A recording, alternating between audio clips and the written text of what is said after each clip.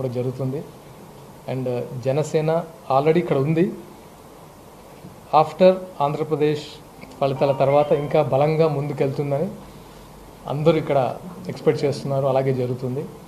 And సమస్యల గురించి కూడా ఇక్కడ నాట్ ఓన్లీ కళ్యాణ్ గారిని చూడడానికే కాదు, అక్కడ ఉన్న లోకల్ సమస్యల గురించి కూడా చాలామంది వస్తున్నారు.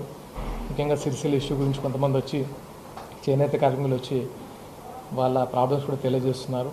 అంటే సందర్భం కాకపోయినా ఎందుకు చెప్తున్నానంటే, అక్కడ 8 ఆత్మహత్యలు చేసుకున్నారు. వాళ్ళందరూ వచ్చి మేము ఒక మెమోరాండం ఇస్తాము కళ్యాణ్ గారికి. ఎందుకంటే చేనేత వాళ్ళ గురించి కళ్యాణ్ గారు ఇంతకుముందు వచ్చారు సిరిసిల్ల. అంటే మా ప్రాబ్లమ్స్ ఇప్పుడు కొంచెం పెద్దగా అయ్యాయి గవర్నమెంట్ తర్వాత. ఎందుకంటే ఈ 10 సంవత్సరాల కాలం కంటే ఇప్పుడు కొంచెం 6 నెలల్లోనే 8 ఆత్మహత్యలు చేసుకున్నారు. సో ఒకసారి మేము వినతి పత్రం ఇస్తామని కొంతమంది వచ్చారు. సో వాళ్ళది కూడా మేము కళ్యాణ్ గారి దృష్టికి తీసుకెళ్తాం. అంటే సంతోషం కాదు, సమస్యలు కూడా చెప్పుకోవడానికి